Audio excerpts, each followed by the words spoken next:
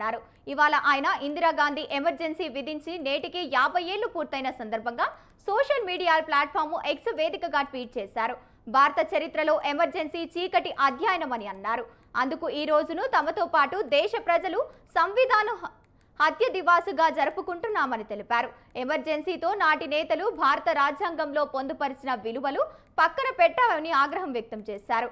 ప్రాథమిక హక్కులను కాలరాశారని, పత్రికా స్వేచ్ఛను అణిచివేశారని ఆవేదన వ్యక్తం చేశారు.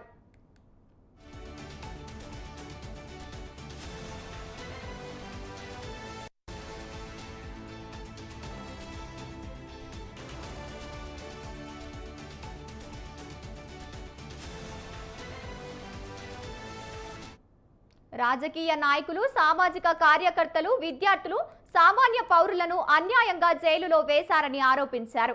ఆ సమయంలో అధికారంలో ఉన్న కాంగ్రెస్ ప్రభుత్వం ప్రజాస్వామ్యాన్ని అరెస్టు చేసినట్లు అనిపించిందని కామెంట్ చేశారు. ఎమర్జెన్సీ పరిస్థితులను ఏ భారతీయుడు అంత సులువుగా మర్చిపోరని, అందుకు వ్యతిరేకంగా పోరాడిన వారికి తన సెల్యూట్ అన్నారు. ప్రజాస్వామ్య వ్యవస్థను రక్షించేందుకు అన్ని రంగాల వారు పోరాటం చేశారని గుర్తు చేశారు. వారి పోరాటం వల్లే ఎమర్జెన్సీని ఎత్తివేశారని పేర్కొన్నారు.